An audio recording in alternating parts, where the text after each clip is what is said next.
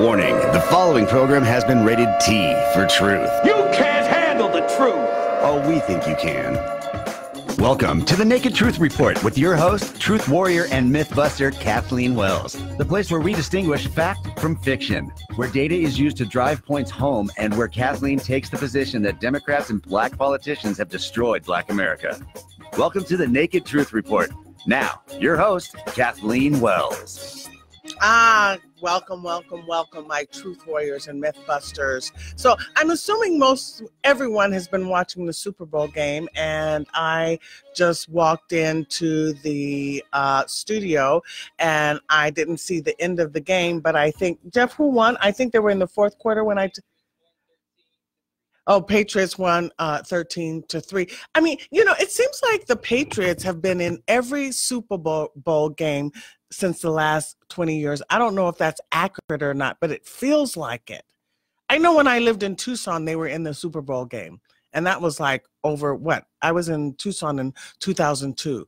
So yeah, they're in the Super Bowl games a lot, huh? I mean, well, anyway, so I think most people are probably watching the game. It's over now, so they can now come and listen to the Naked Truth Report, right?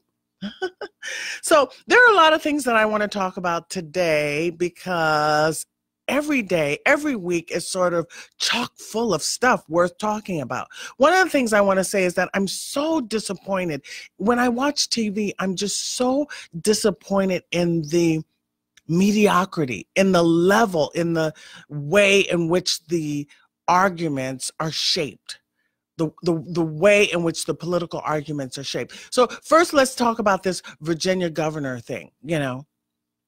As Dennis Prager said, human nature is pretty screwed up, right?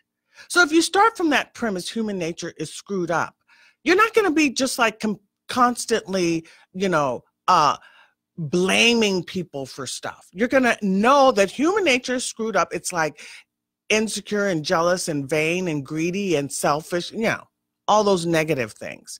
It's the rare person that has integrity. It's the rare person that has, that is altruistic and generous and good-natured and honest. That's the most important thing. But you don't expect honesty from politicians. We have years of evidence. We have years of evidence to know better, right?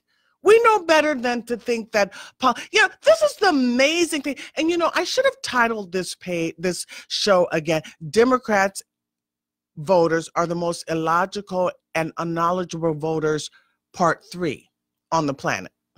But I didn't title this actually, because I'm having a guest, and in fact, I'm having a guest because I want to talk about that schoolchoice2020.org. I went to an event yesterday where, and I spoke about it last week with Mike Alexander, which is the show before mine. We talked about school choice. That's an important thing that teachers have, that not teachers, but parents have school choice. They're your children. You're the parent, so you decide. You choose what schools your kids go to, right?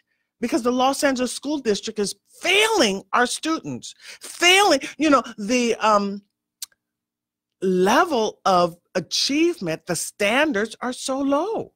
The standards are so low. So I went to the School Choice 20, and you can go check out the information at the website schoolchoice2020.org.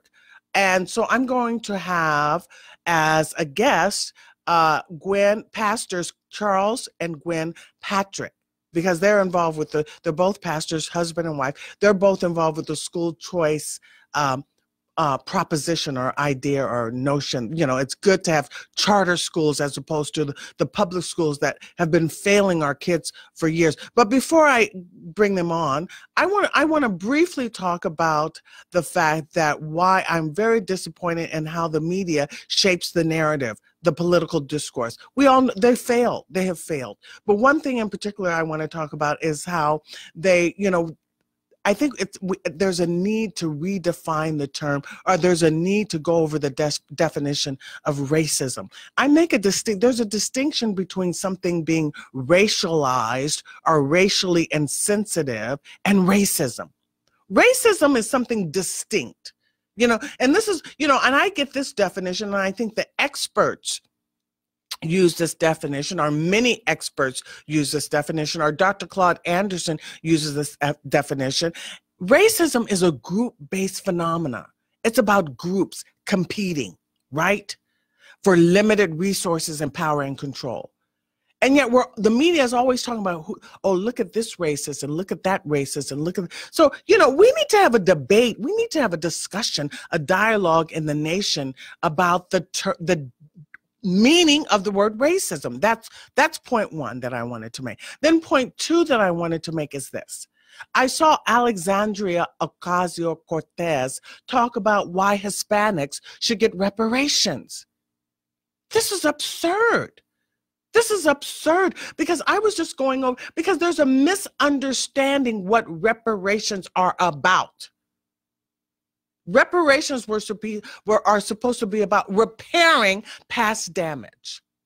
Now, Black Americans, and this is another thing that I wanted to, many of the Black folks who are your pundits and talking heads on TV are not Black Americans who are the direct descendants of slaves. Black Americans who are the direct descendants of slaves. This is important because why? I looked up the demographics, and Black Americans who are the direct descendants of slaves have been in this country since the 1600s. Okay, I looked at the numbers. There weren't that many here in the 1600s, but by the late 1600s and early 1700s, yeah, our percentage had grown significantly, right? And then, and this Alexandria Ocasio-Cortez says that Hispanics should get reparations because of the New Deal and their redlining. Hello, first of all, Hispanics came, their numbers their numbers were like 100,000, let's see, I have it in the US. Let me look at it. I've got to fix my glasses to see. Their numbers were like, where is it? In the 1840s, in the 1850s, there was 116,000 Hispanics, right? And there were 3,600,000 Blacks in the 1850s. Then there's no number for Hispanics in the 1860s and 70s. I don't know why, but they were 383,000 in the 1880s. But, this was the first time they were here in the 1850s.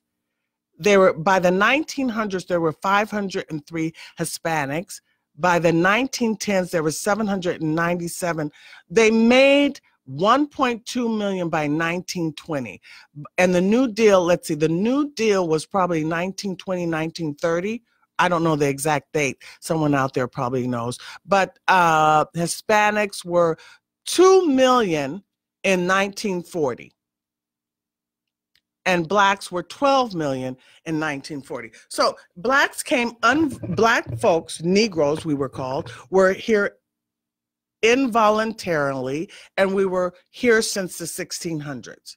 Hispanics were here voluntarily. They weren't slaves, and they were only 2 million by the 1940s when the New Deal was around.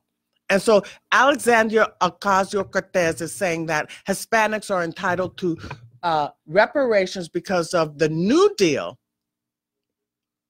Because of the New Deal, they're entitled to reparations because of redlining that was taking place. And she was being interviewed by a Black man. He was like, nodding. I mean, the idea, I think Black Americans would be outraged by that. Also, the fact that she took that term New Deal. Remember when Trump was campaigning and he said that, Black Americans are entitled to a New Deal for Black America. We need a New Deal for Black America. And I think that's reasonable given that we've been here since the 1600s. And by 2053, we're going to be at zero median wealth. Something has gone wrong. I'm not blaming anything, but I'm saying something is screwy there. Someone has screwed up. Something is screwed up, right? If we're going to be at zero median wealth by 2053. And so therefore, Black Americans need a New Deal. Yeah, I go along with that because something happened. And we need to examine what happened so it doesn't happen again. But for Alexandria Ocasio-Cortez to say that Black Americans are, Hispanics are entitled to reparations because of the New Deal. You see that play on words? Do you see how they're just mess? You know, everything is just screwed up as far as I'm concerned. It's just a complete and utter mess. And we got to get out of this situation. No kidding. We've got to get out of this situation. We need to be able to talk about things accurately. The liberals, the Democrats take terms and twist them to so they're advantageous, so they're beneficial for what they're propositioning, their argument. They twist the terms, just like racism. I think we need to have a national discussion on you know, this is why I would challenge these folks, these talking heads, these pundits. I would go on television and challenge them. Well, you know, that's not my definition of racism.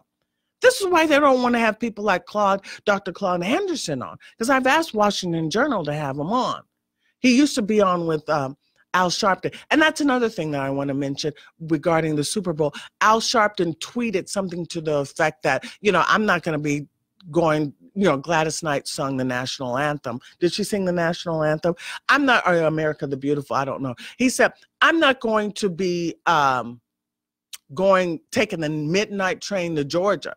You know, now Al Sharpton is a man that denied that there was documentation or data that proved that illegal aliens and high immigration adversely impacted Black America. This man denied that data exists. You guys remember I did that interview with him when I went to the Congressional Black Caucus Foundation Summit when I first started the radio show. And I asked him to come on several times, and he never did. But anyway, let me bring on my guests. It's pastors, husband and wife team, Gwen and Charles Patrick, and we both attended the School Choice 2020. Check out the website. Because why? Because you're the parent, they're your kids, and so you choose. What school do they go to? And with School Choice, schoolchoice2020.org, check out the website. With School Choice, the money, you know, each child has in various districts is allocated a certain amount of money. That money goes with your child. Does that make sense? So for instance, now I think certain districts, children get $8,000. Those are the more affluent neighborhoods. And then other districts, kids get like $17,000. Kids are allocated $17,000 for their kid. So in other words, when you choose School Choice, that money, that $17,000 for your child goes with your child to whatever school you choose. Does that make sense? So this is why, since the public schools have been failing the students in Los Angeles, it is now appropriate for parents to choose what schools they're going to send their children to. And the money that is allocated in your district for your child goes with your child to whatever school you choose. Does that make sense? Anyway, I want to welcome Charles and Gwen Patrick to the Naked Truth Report. Thank you very much for joining me. Thank you, Catherine Wells. God bless you. Thank you. Thank you for having us on. Oh, you're both on. Okay, that's fantastic. So you were at the School Choice event yesterday. So give us your thoughts. You ran a charter school in Compton, both of you, and the charter school's name was Synagogue Christian Fellowship. It was a Christian school, a charter school, and you ran it in Compton. So tell us about that. Yes, it was actually called Fragment High under our nonprofit Fragment House Mission International, and we ran it from 2001 to 2006. Mainly, what we found is that during the week, churches are ghost towns. You can shoot a shotgun and wouldn't hit anyone. So we started talking to different pastors. Once we saw that it was very helpful to have children come into a church environment, they sort of calmed down, even though we were getting the children who had been dismissed from the Compton Unified School District from Inglewood, which we had another charter school there, and from LA Unified, we had a couple of charter schools there. We found out that we were getting those who had been dismissed or they could not go back into the school. But even then, the school district did not like us because we were getting their ADA, and we were not getting their ADA. Charter schools are public schools. Well, what we started doing was talking to other pastors and letting them know what they could do with those schools in different areas. And before long, we had 5 charter schools. So we saw that it was helping the children who were graduating students. And in one year, we had more students going to college than they were going in the entire Compton Unified School District. Well, tell us why you're pro-charter schools. Why? Tell my listeners why charter schools are a good thing. You can become more. You can do a lot of things with them. You don't have to stay with the old terms that the regular public schools have, because I could set up a charter school, which I found out growing worms if I wanted to, and teach children how to grow worms and do something, show them education, teach them about how they can multiply those different things that they're growing, worms that they're growing, and do something with them. Teach them to learn math. They'll have a desire to learn math because they can see the worms multiplying. So the charter schools, you can become very innovative with charter schools. You don't have to stay within the same mold that the regular public school has. Gwen?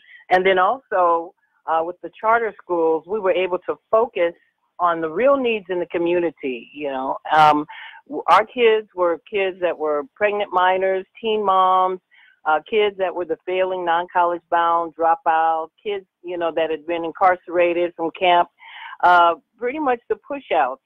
And there were quite a few of them in the local community. We were even getting phone calls. We began to get phone calls from the district and even from police departments, child welfare and attendants that would say, do you have any room? We were never without students in those seats. That's right. Because of the need for a difference, something that was beyond the traditional public school system that was being offered, that was failing at that time. Yeah, so public schools have been failing our Black American students for a long time. Yes, they have. And tell us why you think that is. Well, there's no competition. There's no desire to have something better than what you use. They've been using the same terms, the same curriculum for years.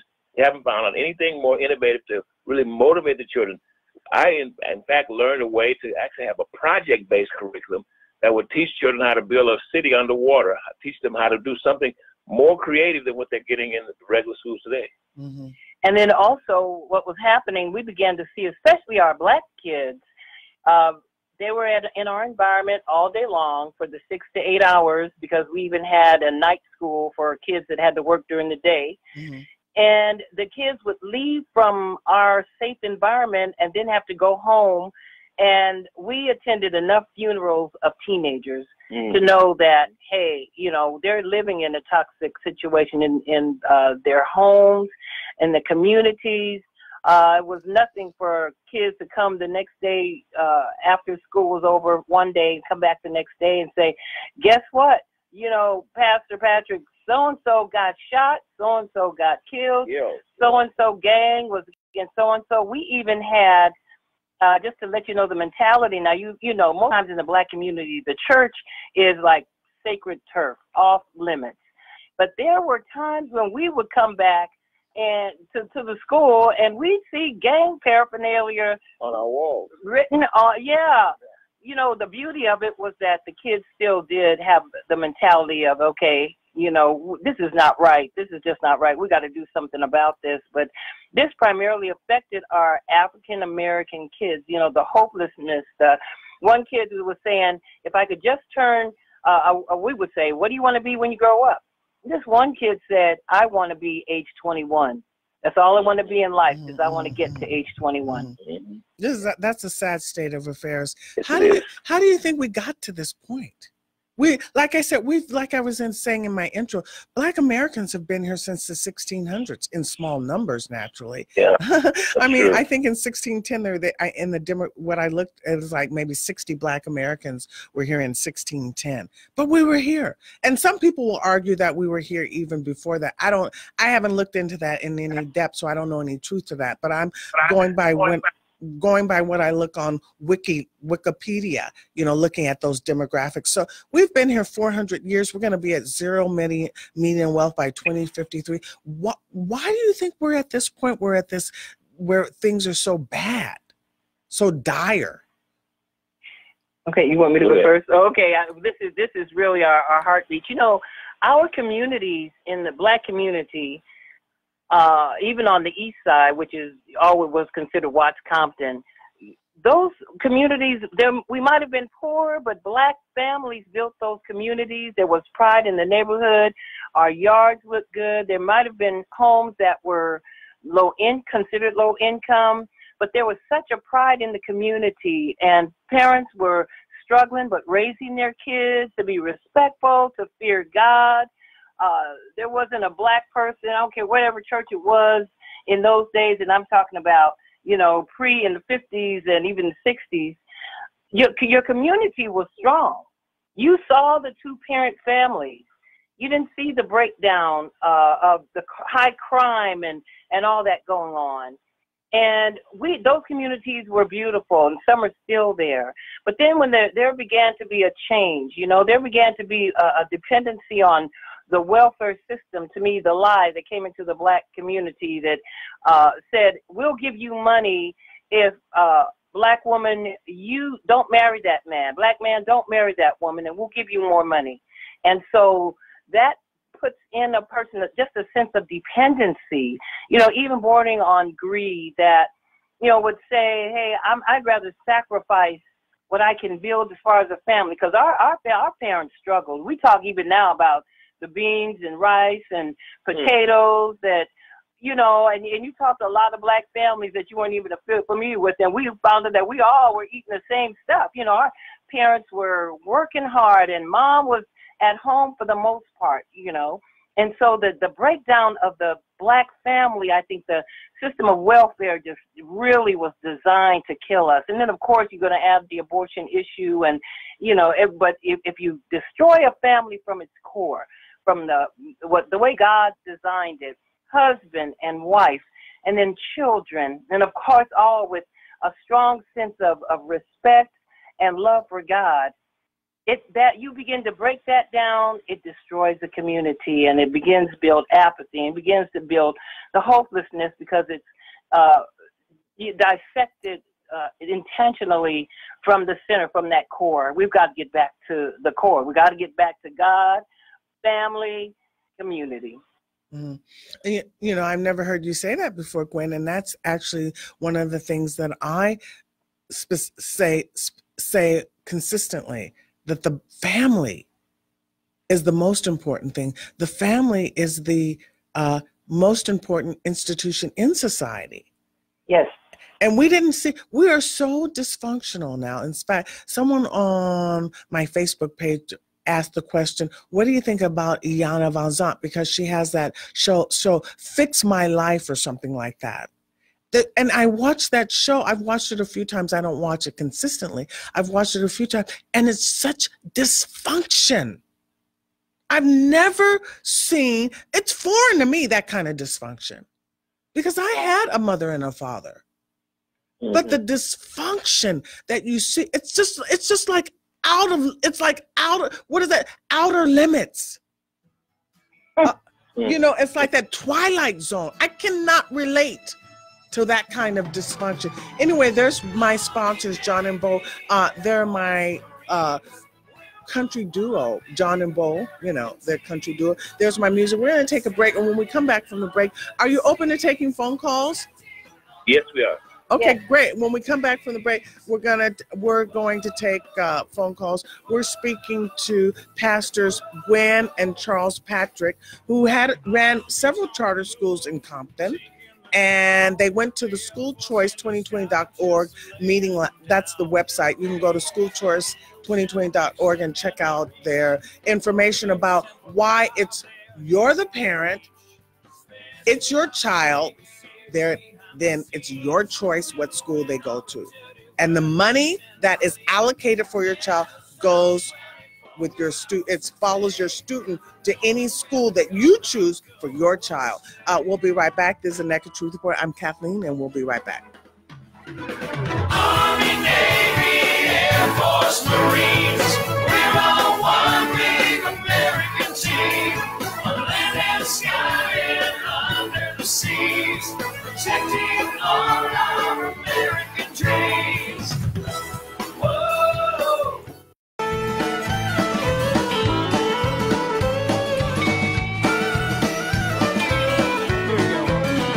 Well, I'm thankful for my girls and I'm thankful for my boys. I'm thankful for my wife and I'm thankful for my toys. Thankful for the life that has been given to me. I'll be paying back the angels for eternity. Paying back the angels for all that I've been blessed. Paying back the angels. Welcome back. That's John and Bull, the country duo, sponsors of the Naked Truth Report. And also don't forget to check out ustechworkers.org. That's another sponsor of the show. And, go to ustechworkers.org and, show them some love. I know there are tech workers out there, right? Join the organization, get involved, make a difference, make it happen. So we're also talking about U.S. school choice, or rather schoolchoice2020.org. But, I'm still furious about, I'm going to be, to me, let me tell you something, folks. Every Black American who's the direct descendant of slaves, Joanne Reed is not a direct descendant of slave, okay? Her parents are from the Congo, and yet she's on MSNBC speaking for Black Americans, speaking about what is racism. Kamala Harris is not a direct descendant of slaves. In fact, Obama wasn't either. Do you understand?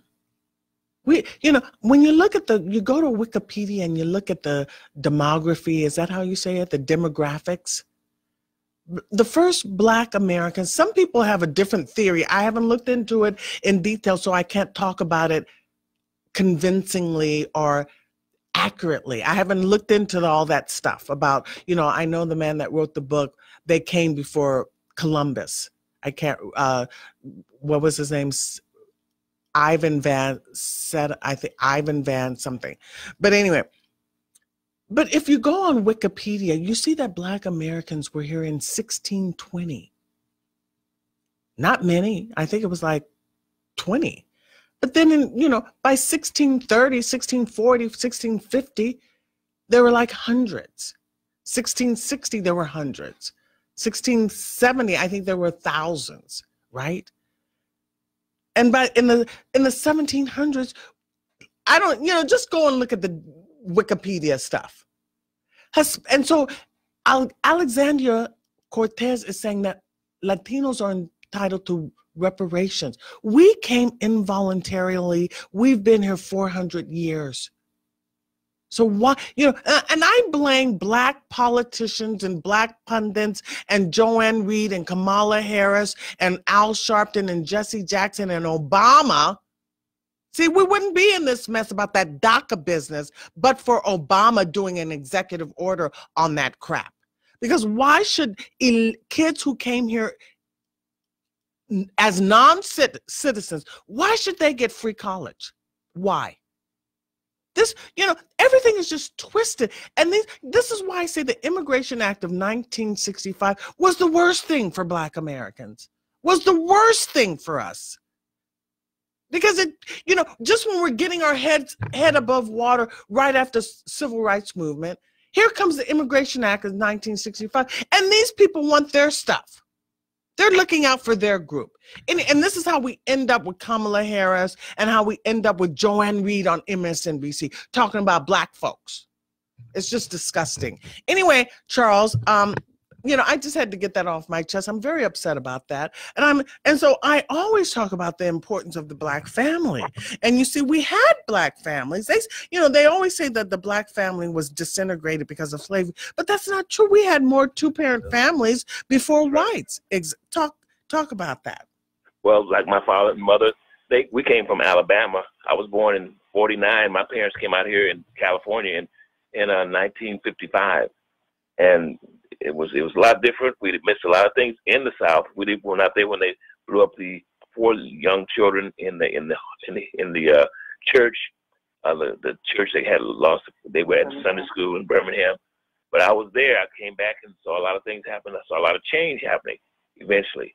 But yeah, we were out here and we were able to do a lot of things. And my heart was just going out to young people. We've always had a ministry to young people, reaching back to them, wanting to help them. So when we started those charter schools, our aim was to give them, refocus them, help them to learn about the hostility. If they saw the hostility in the community, my wife used the word, a different word. I used the word hostile, but the families were really, they were really strong because there was two-parent families and two-parent parents in those homes. And so as a result, my dad would take me fishing. He would teach me a lot of things about fishing, about just being a man. And she took me through like a short kind of a rite of passage. I had to look. He took me somewhere in Hollywood and dropped me off and said, I want you to get home. I said, well, you're not going to take me, so you get home on your own. You know where you live. And I had to get home. But the various things he did, took me, all the boys out to 5th Street when we were about 10 or 11. And we saw a lot of homeless people on the street. He said, don't you ever let yourself get to the place where you see where these people are.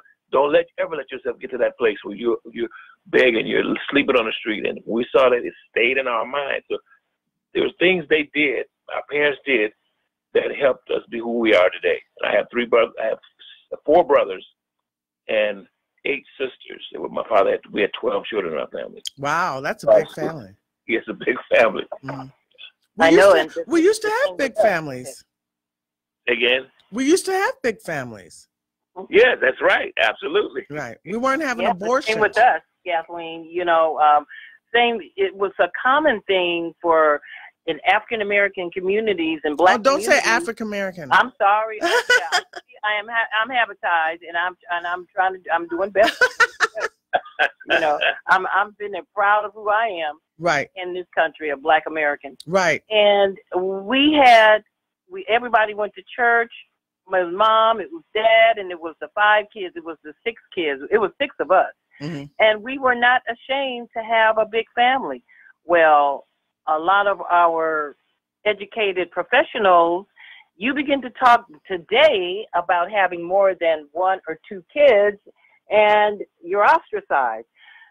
In those days where the foundation of our communities and our education and the best educational institutions for Black people were back east, where those teachers poured into kids. It had nothing to do with money and affluence. It was about, boy, you are going to learn and you are going to be better than any white person, Hispanic person, Native American, Chinese, anything ever. That pride was built into us because you are Black and you have a lot going for you. You are proud. You are going to be strong. You're going to build a strong family like mom and dad. But there began to be now this homogeneous kind of a flow that we even have, unfortunately, now, to where that's not important. What's important now is get it for yourself and on your own. And it's just so sad. But you're right. We were strong. That's what made us to be the desired persons. Envy of other races. You talk to them and they'll tell you, Black people, wow, we raised and breastfed white children. I mean, there was a strength that God had put into us to help build this nation, and Black people need to remember that. Well, we never ever forget our history. Well, yeah, a lot of folks don't know our history, and that's why Alexandria Ocasio-Cortez can say that Hispanics who came here voluntarily and just, you just had 100,000 in the 1850s, and then, you only got to 2 million in the 1940s, and that's why, and they came voluntarily, and yet we've been here since the 1600s, and that's why you can have someone like that say, they're entitled to reparations, and black folks, these black folks who are liberals and progressives and socialists will agree, because they don't know the history, and they don't know that it was the late 60s and early 70s, that free sex feminism sexual revolution that just created decay and destruction of the American family and of the fabric of society. These young kids don't know that. They grow, as I mentioned before, all American families, 50% only have one parent of all American families. So they don't even know the importance. And this is why you have terms like toxic masculinity. This is, I had Ian on last week talking about, we went to the National Association of Scholars, and they're teaching this in schools, toxic masculinity. And gender, 66 genders. And going back to the Virginia governor, late-term abortions. This is where we're headed. This is where we are. And Kamala Harris, what did she say? Get rid of private insurance. Just get rid of it. You see, this, go ahead. Yeah, well, I was going to say it started back with Margaret Sanger. I mean, the people, they had setting up a plan to just totally annihilate the black community. I mean, just through this systematic abortion, and we knew people who were black Americans who worked in those abortion clinics, and anytime they got something new, they would come and call us and say, we just got a new wing to our abortion clinic. I said, well, do you? And she's a Christian. I said, do you know what you're saying? Why are you telling me that? I don't want to hear that stuff. We should be preserving our black children, not letting them go like that. When Kathleen agreed, when we're talking about this subject, period, about black Americans, our history, why these things are happening, this fake sexual revolution, all these things that we got swept into, that was not a part of black DNA, okay? We were always taught to, you be respectful, men, you respect your women you respect your men. Why? Because we had that history of slavery, okay, where we were separated from our traditional husband-wife family. We had to fight to get that family back. Because of slavery, okay, but families came back together by the grace of God. And so all of this revolution in sexuality is totally contrary, if you know your history, if our kids are taught their history, to what built our communities. And, and I have to say this, when I was running for office for state assembly, we were campaigning in Long Beach. And and not to put down, immigrants, they come and do it legally for years and years. But I was talking to this one young man, Hispanic young man, and he was 18, he said, or almost 18. And he was in high school, very articulate, young Hispanic kid. And I said, wow, what do you want to be? And he said, well, when I graduate, I'm going back to Mexico. And I said, oh, okay. He said, because I hate this place. I hate America. And I said, well, you do? I said, well, but are you a citizen yet? No, I'm not. And I'm never going to be a citizen of the United States. And I said, well, why not? I'm going to go back and take care of my family. I hate this place. And, that kind of taught me, I said, wow, look at how strong he said, I would rather be somewhere else and fight in their military than this place where I'm getting all this free stuff. I don't have to be legal in this country. He said, I'm getting everything. I'm going to get everything I can, go to college or whatever. And then I'm going back. He told me I'm going back to Mexico and I'm joining the military so I can fight you guys. Now, you figure, well, he's a kid. He doesn't know what he's talking about. But he was speaking his heart with passion. And that hit me that was in 2008. And, I was talking, I just brought that up. I said, they were, Hispanic, Mexican, Central Americans realize the importance of family, how that builds strong communities. I mean, this boy was willing to lay down his life because of his family that he was going back to, and hated anything else other than wanting to do that. We've got to get back to having a passion for who we are. I mean, well, no, we don't know. And this is what, I'm going to segue into why this is important for Black kids to have charter schools so that they can get this, you've got to get this history. They have to know who they are so that they just don't we've given away everything. And this is what the 14th Amendment was written for Black Americans who are the direct descendants of slaves. They say DOS. The 14th Amendment is very explicitly clear in the Slaughterhouse case, and yet Latinos feel that they're entitled to the 14th Amendment. And that's something that Trump was trying to address with this anchor baby business. This is why Black folks do not vote Democrat anymore. I don't care if you don't vote at all. Don't vote Democrat, because you must send people a message who have destroyed your group that they can no longer do it. You must send them a message that they can no longer destroy your group. Don't you understand? And this is why you have, and the amazing thing to me is that you have Black folks who are educated, who have gone to college, and they love Kamala Harris.